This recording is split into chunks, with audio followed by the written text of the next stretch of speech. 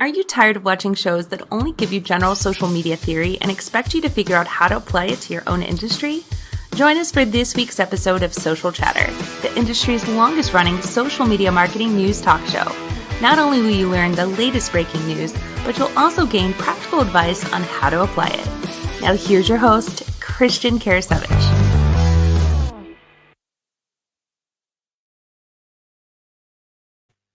Welcome everyone to Social Chatter, your weekly social media marketing news talk show. This is episode 210 with myself, Phil Gerbyshak, and guest Jim Fuhs. And Jim might be very familiar because if you tuned in last week, episode 209 at socialchefs.com/SC209, you will see Jim there because Jim was actually co-hosting last week for Phil. So really excited to have both of them back on. We've got the full team here. Phil, how are you doing this week? Holy cow, Christian. What a week, man. I'm doing great. A million miles an hour, though. It's bananas here. I can't believe that summer is technically over here in the United States, but thankfully I live in Florida where it's endless summer, so I'm pretty happy. Fantastic.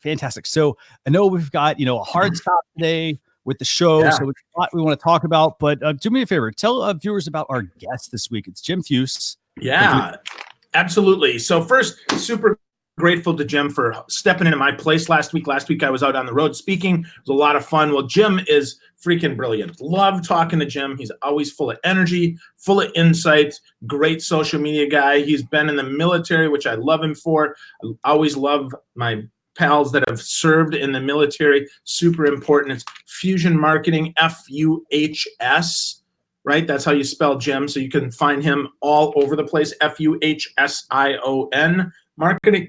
Really, really good guy in the greater Atlanta area.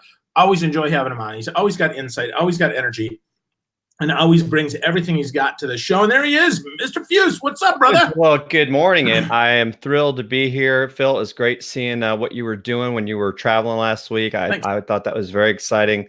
Love the video where you had that surprise from your friend. That was so cool. Yeah. And Christian, great to see you. I'm humbled that you guys. This is the third time I think I've been on the show now. Does that make you 3 times a lady, Jim? I'm just wondering. 3 times a lady, and I love you. That's it. See, I knew it. I knew I was going to get that. I love you, man. There we go. Yeah, having you on.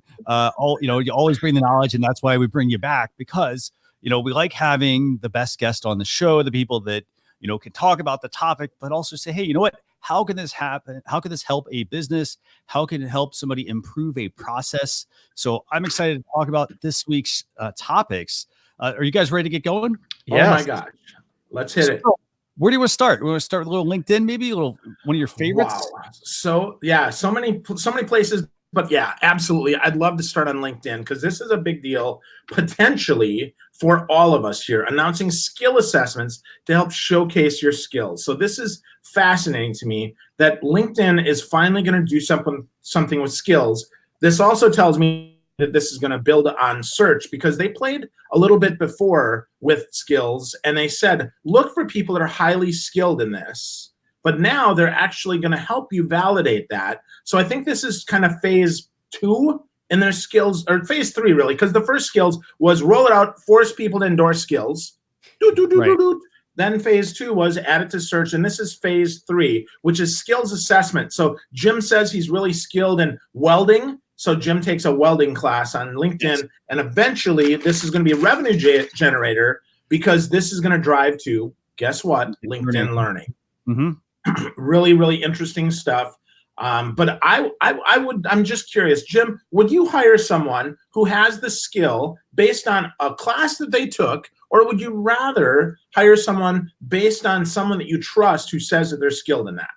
I mean, I'm going to have to go with the trust. I mean, I still think that in the big game of life, right? We like to work with people that we know, like, and trust. And I think that sometimes that's where you see folks struggle to say, well, I've got a degree in this and I've done this and I've done that, but it's like, but nobody's ever really seen them in action. And, you always hear about how, it's not what you know, it's who you know. So I think it's a good way to maybe help people get that opportunity, get their foot in the door, but I'm still going to go with the trust factor. Yeah, I think so too. And I think, to that point, right, the reason you're on the show is because we trust you. We know that you're going to be good for our audience. We know that you're intelligent. We know that you have salient points, and that's important. But showing on your profile that you're really good at Microsoft Excel really is not going to sway me into thinking whether or not you're a good guest. So I think it might be okay for lower level, lower skill. I mean, if Excel and Word and PowerPoint are the things, well, okay, that's great. How good are you at those? But for those, higher level skills, I looked at what skills are available because, of course, right, I want to prove that I'm really good. There's no strategy skill as far as a test for it. There's no sales skill. There's no training skill. So it seems to me like this is more for entry level. I think the goal here is to go head to head with Indeed and these job sites that have this. I don't know, Christian, what are you thinking? I think I kind of look at it like from two perspectives here. So I think one, it is very useful because a lot of times people can easily say, hey, endorse me for this skill. And that's the problem that LinkedIn had at the beginning. Everybody would, in any sort of LinkedIn teaching that you were like learning about, they would tell you, hey, ask people to give you reviews about your skills. Hey, now I've got this like huge number of people that say I'm really good at this. And usually it stops there. So it does help from the search perspective, like you said, but I also think that there needs to be a test that people can take. And you're right. They can't take a test in strategy because maybe they are good at one particular strategy, but a test, is going to cover a wide gamut. It's not going to be like, oh, well, hey, you took a strategy test. Oh man, you're like certified in strategy. Like that doesn't really exist. So yeah. And this concerns me a lot as far as what recruiters, how they're going to use this. Right. Mm-hmm. And by concern, I don't mean in a bad way, but I mean, it concerns like, I'm not quite sure because again, as we see higher level skills, which is really what LinkedIn is trying to do. I mean, they're not struggling to get people that can't find work on the platform. I think they're actually struggling to find higher level people. I mean, you noticed a couple of weeks ago, they rolled out the whole say if you're on my team thing to build org charts that then they can sell as part of Sales Navigator. That actually, this seems like they're going after the lower level people, the people that are $8 to $12 an hour. And I don't get this. Like I understand the philosophy. I just don't understand in execution how this actually drives revenue because I don't see these people buying premium subscriptions, right? If I'm skilled at Microsoft Excel, I've been using Excel myself for 15 years. Right. If I put Excel on my profile as an executive, they'd be like, dude, really? Like you're an Excel wizard? Hey, can you use Word and make colors bold too? I mean, come on, dude, right? This is just ridiculous. So again, I don't know how this plays in the overall LinkedIn strategy, but if you're a business that hires lower level employees, that you need to make sure that actually they really are good at Excel and they can't just spell Microsoft, then perhaps this is a good thing for you. Is this along the lines of our society's desire for participation trophies? That's interesting. Maybe it is, but I don't think so though. I mean, I really think this is meant to help the employer, right? Because again, employees don't pay for the platform. I want to be we always have to remember that, right? Let's look at the monetization strategy here. Is the goal here to help recruiters better vet? I think so, because we know recruiting is their number one platform. Is it to help employers vet employees and maybe stack rank them and maybe push them to LinkedIn Learning? That's a second revenue stream. I don't know that they're really pushing here. I don't know. Christian, what did I miss, man? What am I missing here? Because I'm kind of myopic on this. I don't think you're really missing too much. I mean, I think that this is a big drive to LinkedIn Learning. The other part that I think this also compares to is Facebook Blueprint for anybody who wants to learn about Facebook ads or like the Facebook platform overall. Facebook has their Blueprint platform. So you don't need, for instance, to go buy people's Facebook ads courses. Those are a waste of money for the most part. You can go to Facebook platform. They have certification tests that people can take. Their annual certifications, I think they're about $150 a test. And, and they will test you beyond just like, oh, hey, I know how to get to the ads manager and things like that. So definitely that's where I kind of think this is going to go, from perspective. If I'm a business, for example, and I want to get up on these things, like I said, don't waste your money buying other people's courses a lot of times, because it's just regurgitated content directly out of, a document that say Facebook provides. But that's what I think is going to happen with this. And I think one other point too, that I hear of this a lot. I help a friend of mine, Jeff Sheehan. He does these job things for these folks that are I'll say a lot of them are, middle-aged folks that don't like technology, and he's teaching them about LinkedIn. But I think the issue that a lot of people have, it still goes back to networking. And I almost feel like sometimes a lot of these companies are looking for the perfect candidate, right, as opposed to taking the time to actually get to know people and say, you know what, we're going to, it's like we've forgotten that none of us were born like, Phil was talking about, I wasn't born like a strategic genius. And sometimes I need a mentor to get me there. Yeah. Well, I know Napoleon says he was, but, ultimately you got to train people the way you want them to do the job for your company. And I feel like that's what's missing sometimes. And so folks have a background, they showed they can learn, but the companies aren't willing to make the investment. They want that person to start tomorrow and be the expert. Right.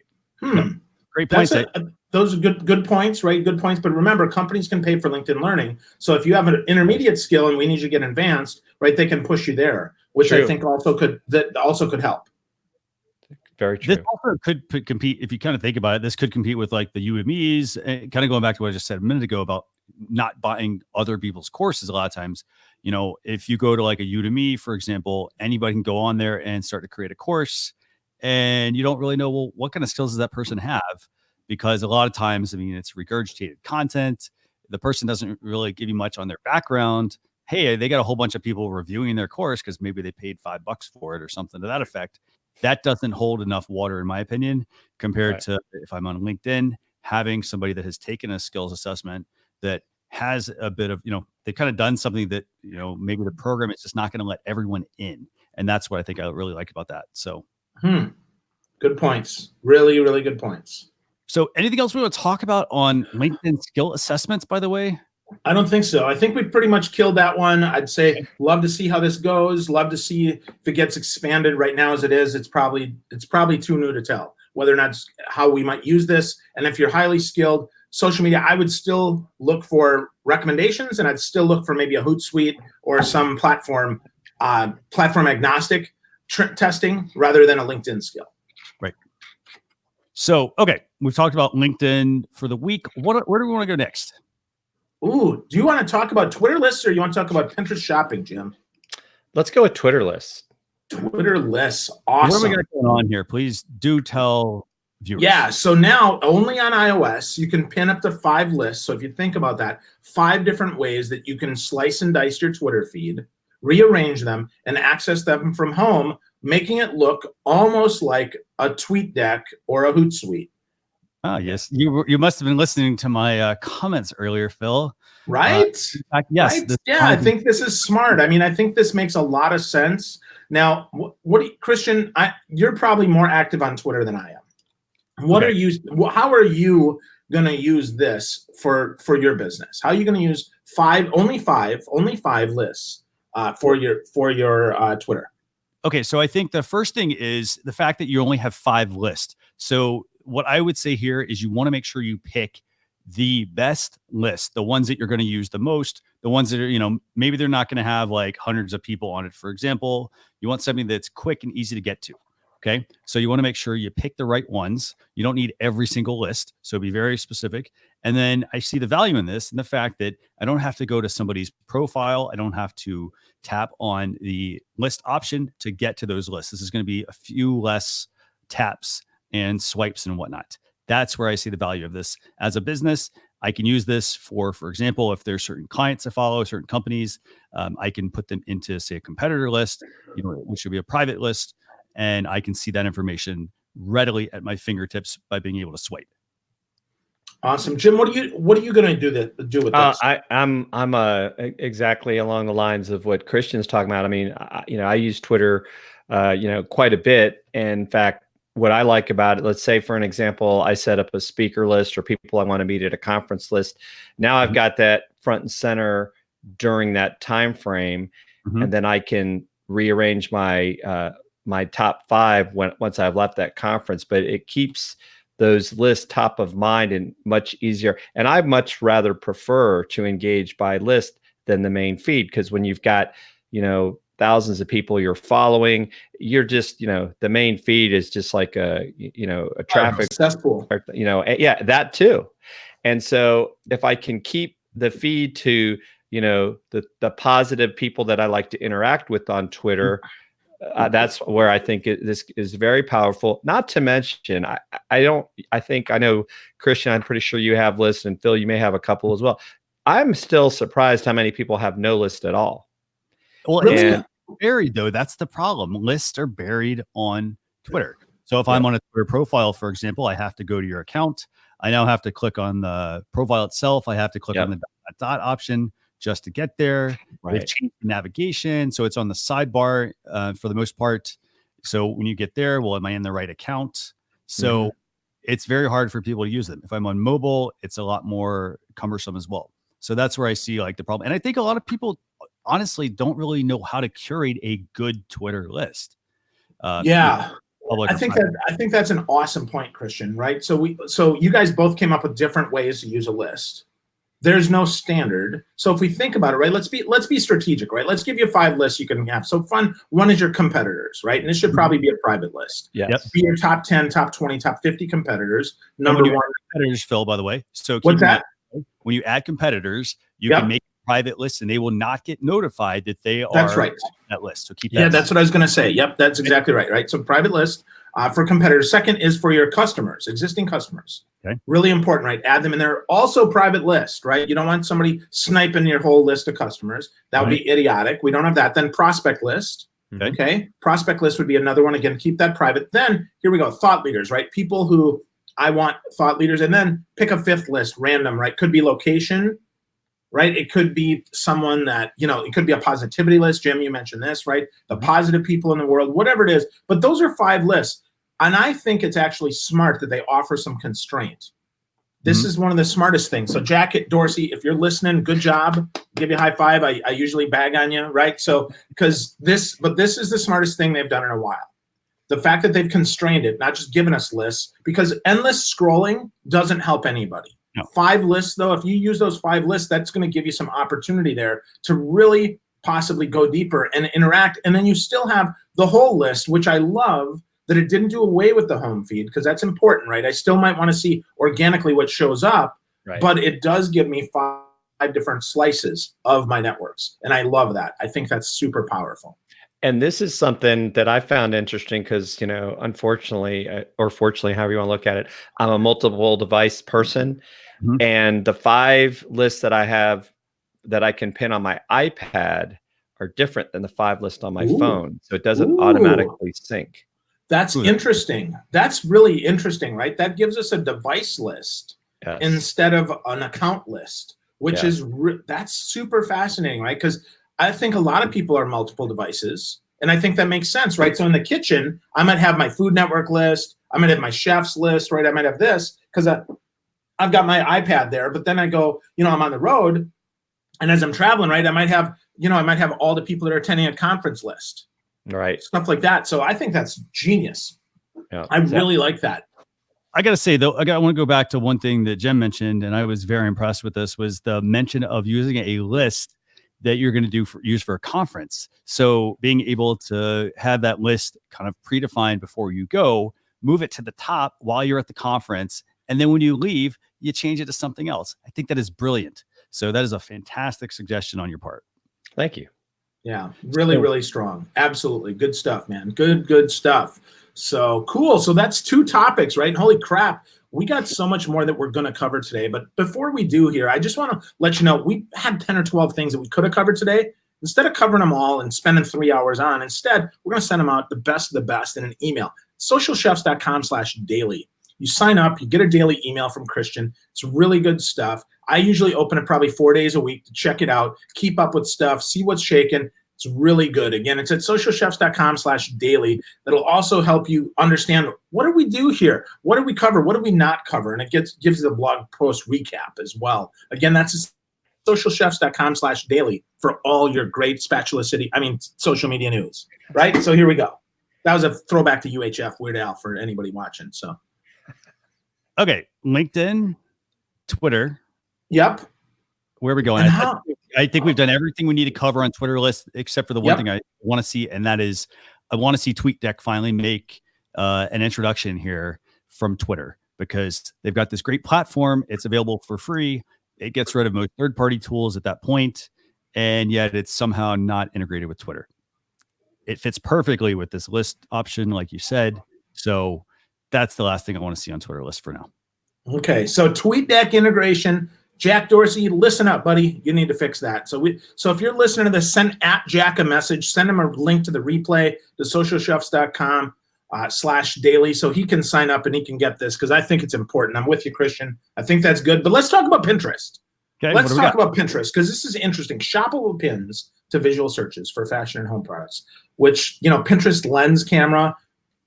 Is this a Snapchat clone? Have we stolen Google Glass? Or is it ever going to be as cool as my glasses? That's the question I want. So that'll never be. It'll never be as cool as your glasses, Phil. I'm sorry. Speaking of glasses, by the way, did you guys see the new Amazon frames that just came out today? Yep, and Amazon Ring. Yeah, Jeremiah Oyang talked about that yesterday on Twitter. Very interesting stuff. Good stuff. Very interesting. But yeah, so that'll eventually you'll be able to shop from your Ring. But for now, we're going to shop from the thing. That's the Pinterest thing. Pinterest bringing shoppable pins to visual searches. So, Jim, are you going to shop for your underwear for your wife on here, or what are you going to do? Well, I might have to start, but I think it's fascinating, because it just kind of goes, sometimes to me, it's showing the influence of the Facebook and Instagram shop and keeping people inside of the ecosystem to buy things. So I think Pinterest felt like they had to remain relevant in some aspects. I mean, they're still, in a sense, one of the top search platforms, and a lot of people don't realize the power of that. But when you look at their numbers of users, and I would say, aside from Jeff C., majority of them are female. I don't, unfortunately, well, I guess it depends. I don't spend a lot of time on Pinterest, but my wife loves Pinterest. We had, Pinterest boards for our wedding and that sort of thing. But I think the shoppable pins is a smart move on their part. Awesome. Me too. Christian, are you a Pinterest guy? I spend some time on there, not enough, but I think that Pinterest is definitely a platform that people should be checking out. I think that, and I've said this time and time again, Pinterest is like this dark horse. Everybody's always talking Facebook and Instagram and Twitter and YouTube and Snapchat, but Pinterest doesn't seem to really get a lot of conversation. And I think that this is a really good move by them. I mean, they're doing some really smart things from the perspective of like making it easy to shop. And then their site is already extremely visual. It was visual to begin with. And that kind of in a way gave them a leg up, I think, on a lot of people. So I like the fact that they're rolling this out as well, making shoppable pins for visual search for fashion and home products, things that people are going to use it for. That to me is, I think, the key thing. Totally agree. My beach gear list for my new beach house next year. You guys are all invited sometime next year. Come down to Florida, hang out. I cannot wait, because that is why I'm actually making this board, right? I want to make a shopping list. That's really what it is. I want my beach is my happy place, or the beach is my happy place, right? I want a sign that says, I miss my beaches. And I also would love to see, what I'd love to see is for those that are not shoppable, right? Because sometimes they don't link back to a place. What I'd love to see is for creators, for craft makers to be able to go there and maybe use that as inspiration to actually make something, and then make me an offer that says, hey, dude, did you know that we just made this just for you? That's actually a brilliant idea as well. Man, lots of sparks find it. This is great. Yeah. So I see a lot of opportunity here. I mean, I don't know if you know, but Disney, that one of the things that they've finally started to do is they start listening to what their customers are taking pictures of and what they're seeing. So they actually have almost flash merchandise now, which they never had before. So I see Pinterest going to be the same way, which makes, I think it just makes it so much more relevant, so much more valuable. And for those that are thinking of not setting up e-commerce anymore, you're going to have to get there, because this is shoppable, baby. If you're a wine store, I want to go back to, I want to be able to not only buy it, but I want to get it delivered, right? I'm going to use Drizzly to get my wine. Mm-hmm. That's pretty crazy. That sounds good. And also keep in mind, like all of the content that's on your website, on your blog, you want to make sure that it is friendly for Pinterest. That's right. Yep. So now the optimization for Pinterest, right? I would bet Shopify comes with something big behind this to come behind. I don't know, Jim, I cut you off. What are you thinking? No, I just, when you talked about shopping for wine and having it delivered, I was like, oh, that sounds good. We Yeah, drink too much especially here at wine. 8 in the morning, right? It's 5 o'clock somewhere. That's it. I think right? where Or Christian is maybe, but he can't tell us. Yeah. Or Yeah. 5, and it's 5 a.m. somewhere too on the West Coast. So for those listening in, if you're drinking wine at 5 a.m., hey, cheers to you, baby. That's all you. Yeah, there's some really good stuff. I mean, I will say, I mean, Pinterest is just, they're doing some great things. And from a business perspective, make sure your content is Pinterest friendly. And what I mean by that is go behind the scenes, for example, and you could define what images go to your Pinterest account that people can pin. So for example, let's talk fashion real quick. Somebody has, say, t-shirts, or they have a certain look, they have their design, and then they have, like, maybe it goes with a hat or some shorts or something. What they could do is they have one image that has all their branding and whatnot on it that goes over to Pinterest when people pin from their site. They're using like maybe a tool such as like a social warfare plugin, things like that. And you have to absolutely do that, because that way you help direct your viewers or your audience what you want them to see when they're helping share your content as well. So keep that in mind, like absolutely a must. And it's really not that much extra time either. So nope. Or energy, right? And this is energy well spent. We're not optimizing in hopes like somebody's actually going to Google search us. Let me be really clear. And this is really an important distinction here. We're not optimizing in hope. We're optimizing because people can shop it. And if people can shop it, they can give you money. I like money way more than I like being found. Right? I mean, come on, right? I mean, that's the thing. Truth. And we always have to remember that. I mean, it seems so obvious, but we optimize and optimize and optimize, and then we forget. Like, I can tell you, some people have these 74-click shopping carts. They're abandoned. Make it easy for people to give you money. That's a great point, Phil. And I think, even a lot of times it goes back to, like you said, like, great, what you're being found, but what do you want me to do? Yeah. Right. And so don't optimize your homepage. Optimize each page for a single solution. Right? Chris and I talk about this all the time, right? Think first about the problem, the people that you serve, the problem that they have, then the products, not the other way around. And we miss that so much because we optimize, and then we're like, what the hell? What do I do now? So really important. And, I kind of want to add just 2 quick things here. So one thing we've started adding to our daily newsletter is a social media tip each week. And I bring this up because you talked about, like, hey, you want to get people directly, like if you're in a shopping cart, streamline it, make it easy.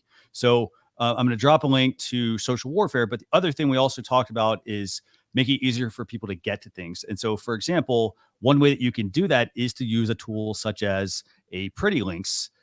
So that is basically a tool for me to be able to create a branded URL that redirects to something. And it could go to your website. It could go, for example, to a product on your website. It could take them to a social media channel. It could take them anywhere you want them to go, but it's easy for them to remember. So for example, every show we do, socialchefs.com/SC209. That's last week's show. This week, SC2010. So we keep it simple. We use that tool. And then what that tool does is it makes it easy for us to also then know where people are making their most clicks. So we can go behind the scenes, look at the analytics and see, okay, hey, this item drove X amount of traffic. This one, for example, on our email drove another. So keep that in mind. But that is another tool to use to help simplify things. Awesome. Really, really good stuff, gang. So much here. Again, think about what's the action you want people to take. Make it easy for them to take it. And remember, your goal is to make money, not to be pretty or cute. So use this as an opportunity to get some money. People can buy from you. This is super awesome. So take the time with that. So, and with that, you want to talk about money, baby. SMS marketing. Jim Fuhs, man, you're an SMS marketer. You love this, right? This is good stuff, man. With ManyChat.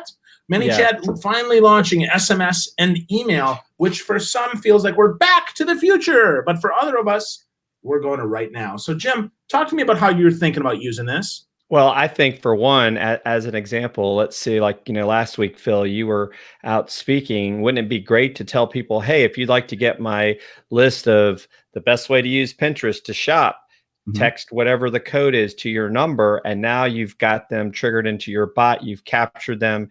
You can also, as they're opting in, get their email. Because the bottom line is this, and we've, it's kind of like you said, back to the future. We've always talked about you want to You own your email list, you own your website. Well, guess what? You also own your contact list, which would be your SMS. So if, Facebook gets upset with you, you can still have your customer list and you can still interact with them. So I think this is huge. I also think we talked a little bit about this. Facebook is doing a lot of things, whether it's overtly or covertly, where you start to wonder, is a company like ManyChat down the road going to be, kicked off by Facebook because Facebook's like, well, you've come up with all these great ideas. We can do it halfway as good as you. And that's good enough for us because we're the big behemoth. Yeah, absolutely. Well, that's typical Facebook, right? I mean, it makes a lot of sense to me that they would think this way. I think it's a good move for ManyChat, but it's also prime for the stealing. What do you think, Christian? I think this is a very good move from their part. I like Jim's perspective as well, that SMS, email, like you own that more so than you do on Facebook.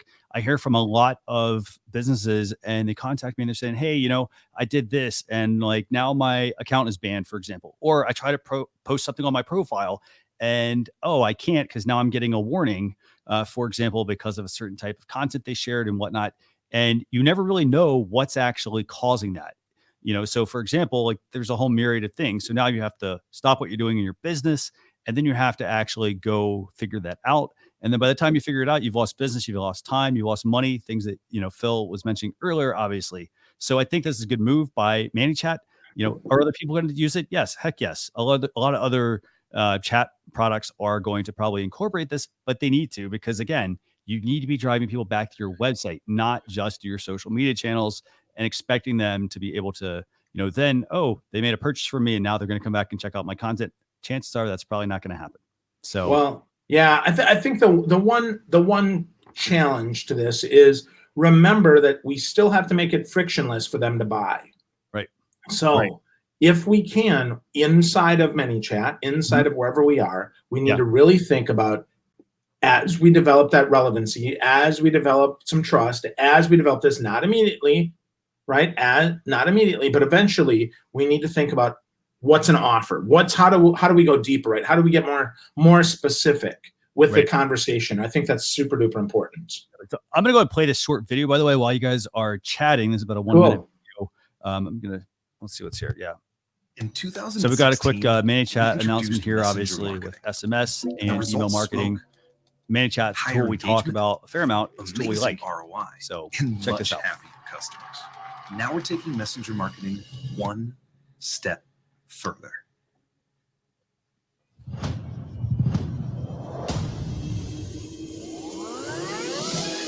No more app hopping. No more wasted time.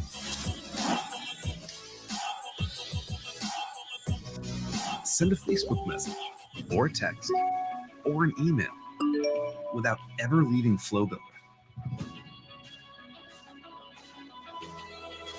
All of your outreach, one visual interface. Welcome to the new era of marketing. ManyChat. So I don't know, that's pretty slick to me, I think. I mean, everything is pretty much all self-contained. You're not relying on one platform. Your customers don't have to be going, I've got this set up on this app and this on this another one and whatnot. I think that's a brilliant move from ManyChat. Anything you guys want to add on this? Well, I think they missed an opportunity there. They should have used Back to the Future, should have added DeLorean in that ad, because this is some cool stuff. I mean, right, because I can see the juxtaposition, because everything old is new again. We have to remember that, right? High touch still wins over high tech. Always, always, always. That's what ManyChat gives us. It gives us a higher touch, a deeper touch, a richer touch. More important, customers want that. So they've been begging for this, right? I know you say, well, customers don't want more marketing. That's a lie. Customers don't want more irrelevant marketing. They want better targeted messaging. If Jim is just talking to me and comes right at my needs and understands my pain, I absolutely want to talk to Jim all day, every day. What I don't want is another irrelevant ad for AARP when I'm only 45 years old, right? That's what I don't want. So we have to, so this is really slick. I love this. My only concern down the road is, do we start abusing SMS like we did email? Did we start abusing Slack channels like we did email? Because remember, right, we're going to the communication of whatever's opened. So eventually, right, I really think you want to really go back to the future, call people on the phone. That's what I teach my sales teams to do. You got to pick up the phone, right? And not irrelevant, not just interruption day, but really adding value to that person. Really important. And phone calls, SMS, email, all of these super critical ways. And don't be, yeah, go ahead, Jim. No, I was just saying, and I think that's a great point, Phil, because see, if you have connected with me through SMS, I'm more likely to take that phone call, where if you try to call me first and I don't know you, unless you leave a message and you're relevant, I'm not going to call you back. That's right. Absolutely. And I'm not going to give you content, right? I'm not going to give you time for content on your dime, right? On your timetable. I don't want an interruption that says, oh, and here's a link. Like, no. But that being said, I think if we stay relevant to that point and we drive some interest, and we just use a Tony Hughes term, we combo prospect, we combo conversation, if you will. If we use SMS and phone and email and messenger, I think we have opportunities here to have real conversations. So Christian, I'm sorry, I cut you off. No worries at all. So the other thing I just wanted to add real quick on this is that you cannot be afraid to use all of the different mediums that are available to you as a business. So you can't just say like, hey, I'm just going to do social because nobody answers their phone. Don't believe all the articles you read that say, hey, 86% of people prefer social media over like phone calls. Like, yes, that might be true for that study, but it's not true necessarily with your customers. So don't be afraid to make that phone call. As Jem mentioned, you also have to make sure you're meeting your customer on their turf. So for example, if I all of a sudden, like cold call you, for example, what's the success with cold calls? Pretty low, And so if I just out of the blue cold call you, that's not necessarily going to have the impact that, oh, hey, I've actually had a previous conversation with you, So if you're warming up your leads and whatnot, whether that's through your content or through your interactions, you can easily then make the phone call without being afraid that, oh, nobody's going to answer the phone. And if somebody doesn't answer the phone, maybe they were busy, for example. So maybe it's then, hey, I need to follow up and make sure that, like I'm reaching out to them when it's convenient for them. So that also shows some common courtesy as well as a business owner, and it shows that you've got follow through. So lots and lots of good stuff there from ManyChat. So Phil, do we have time for one more? Or do we want to move to tool time? Oh, I think we should move to tool time. We got a hard stop today. Well, I wish we couldn't, but we've got good stuff in the newsletter, folks. Check it out. socialchefs.com/daily. And now it's time for a little tool time. So if you're dancing at home like we do every time we put this screen up, it's time to dance because it's tool time, tool time. It's tool time, tool time. Do the tool time dance, dance, dance. It's time for tool time, tools that you can use to grow your business. Remember, you don't have to use these tools, but we recommend 2 tools every week in hopes that something is going to help your business be more efficient, more effective, and hopefully more profitable. So Christian, you found these tools this week, man. I want you to lead on these. Tell us what you got. So the first tool is a tool called Filmic Pro. And if anybody so how many of you pre-ordered the new iPhone, for example, the new iPhone 11, iPhone 11 Pro? Okay, so I've got my hand up. Okay, so here's the thing. The iPhone 11 Pro and the 11 model has a fantastic camera. I can't wait to get my hands on this.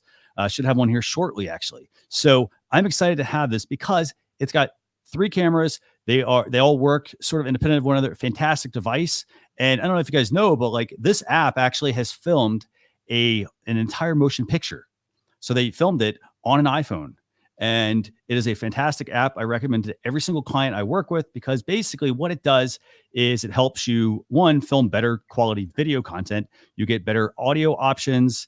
It is just an amazing app. It's $15. I'll make sure I got that right. $14. Sorry, $15 with an in-app cinematographer kit purchase for like $14. When I spend money on apps, I like to buy things that are good quality. This app is fantastic. It's not just gonna like, oh, great, I've got a camera on my phone already. This is an app that helps you take it beyond that. You can do color adjustments. You can see, for example, if you open the camera, you don't know if it's, if the white is incorrect, the white balance. So you can automatically change that with this app. It has just so many professional features built into it. Jim, have you used this one before? I have not used it, but let me tell you what caught my attention about this is like you were talking about with the 11 Pro during the Apple keynote.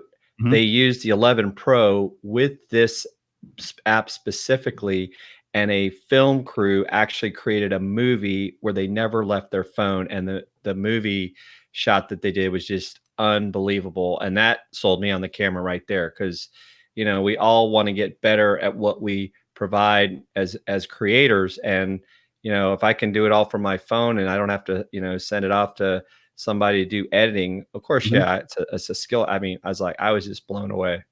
Well, and it starts Wow. with footage too. You have to start with quality footage. So, for example, if you're not really good at filming, for example, on your phone, practice, for example. And that's basically what every kind of video that you produce is. If you're creating, for example, stories, content, you're practicing there. Like, how do I get the light levels correct, for example? How do I get my audio correct? And this app, it also has what I really like about it is you can actually tap on the screen and you can adjust. For example, you can set the focus. So that way, for example, if you're taking an action shot, you can have it track along. If you want to then say it's a little too dark, it has a balance option as well. So you can change those independently of one another, and I'm not saying like, hey, oh, you need this over the camera app that's on your device. The camera app on your device is great, for example, for, hey, I want some slow motion footage. I want to catch some panoramics. I've got some really good features there, but this actually adds the functionality in that you would normally get on, say, a laptop or a desktop for video production. So definitely an app worth checking out. Phil, have you used this one all? I haven't, but we talked about the newest iPad or iPhone. I called yesterday to find out about my upgrade. I am waiting for my birthday to get the new phone because my birthday's in December. So if anybody's looking to buy me a phone early, get it before that, or I'll get the new phone then. But I think it's fascinating that a tool like this is going to really help us so much. I mean, it's so interesting to see how far it's come. I remember having to have almost like a mag light on people's faces to get them with the old Blackberries, right? It would be so horrendous. And we prepped for so long. This almost takes the preparation out because now I can shoot, adjust, shoot, adjust, shoot, adjust. It's almost like eyeglasses, right? When we go get our glasses, it's like shoot, adjust, shoot, adjust, shoot, adjust, bang, done. Here we go, move forward. Right. And way different, way big time game changer. Yeah. And you can use it for a couple of other different things. So, for example, if you're going to shoot on, say, a green screen, you're going to shoot on a background, for example, kind of like the one I have behind me here, it's a great, your iPhone is a great device, but when you add these tools, it helps it even more. So keep that in mind. But like I said, $14, $15 app, well worth making the investment in. I've been using it for years and it is fantastic. So awesome. That is tool number one. Now, tool number two, I'm going to highlight this one. I'm giving you guys a quick demo on this one. This is called Gifski.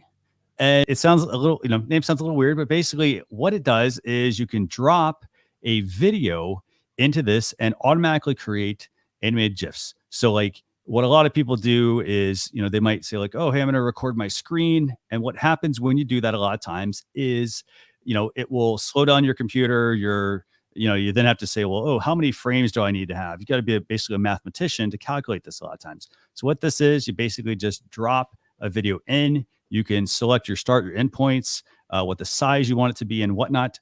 Because again, if you send it on certain platforms, size does matter there. But it is a free app. It's a fantastic, fantastic, fantastic app. And I'm going to actually give you guys a quick demo of this real quick. So it's called Gifski. Have you tried this one out, Jim? I have not yet. I definitely plan to, though, because now that I'm in the Apple world, and because it's also only available, I believe, on the Mac desktop. Yeah, it is a Mac desktop app. And I do have this pulled up right now, for example. So you have the show here, and I want to do a little bit of editing on this real quick. So basically, this is last week's show, and so what I could do here, for example, I can quickly trim. I only want that part. Let's say I only want this. I can select my dimensions here from a list of custom drop-down list. I can adjust them as well. So for example, if I want it for, say, Instagram stories or whatnot, I could create something there, change the frames per second, change the quality, and convert it. And it's all done for me. So super fast and super convenient to be able to have this on your, in this case, your laptop. So that is Gifski. So, awesome. So is it Gifski or Gifski? right? How do we pronounce that? Is it like a giraffe or a giraffe? I'm just curious. Not really sure. I'm going to call it Gifski, I think. Gifski it is. I like Gifski. I like Gifski. A little Russian, I like though. Gifski. Might cause controversy. Yep, I prefer Putin. Thank you very much. And so I dated her for a while, Gifski. She was pretty cute. And but I think this is a great tool. It offers a lot of potential here. Makes it way easier to make an animated GIF, or giraffe, whatever it is you're making, which I think is super good. Again, for those of us, I'm looking at me, who have no talent at all when it comes to graphics. This is pretty cool. This is great, right? Because I can film video, and now we can make it cool. So as long as we have Jim in the frame, I got to step out, right? Take off out of this frame. But yeah, good stuff, guys. Really good stuff. So, I think these are both two fantastic tools, but Phil, I know we're at the top of the hour, but I want to thank everybody who's watched, spent time watching with us this morning. If you want to get the blog post recap, we will have that go out tomorrow. So that'll be episode 210. You can go to that by going to socialchefs.com/SC210. That'll get you directly on the blog post. You can see the video and so forth.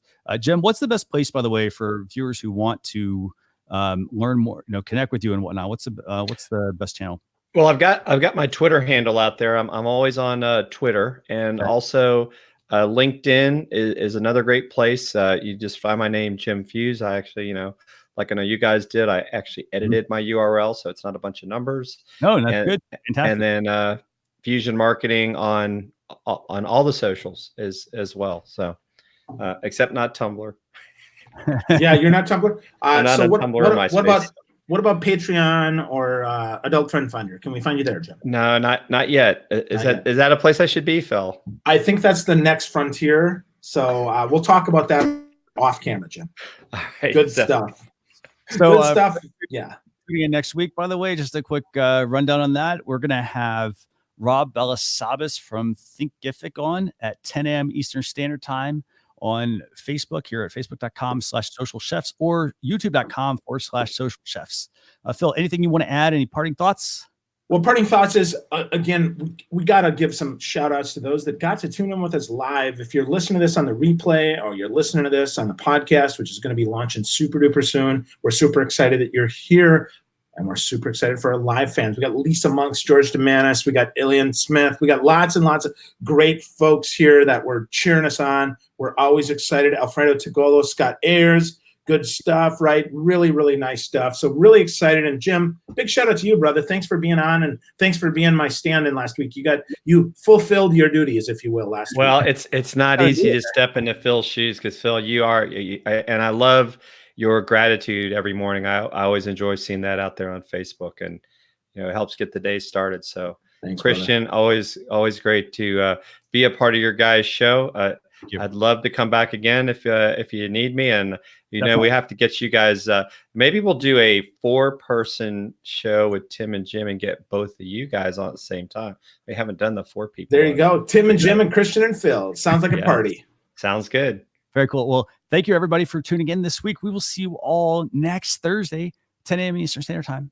Thanks a lot for watching. Bye. See ya. Bye.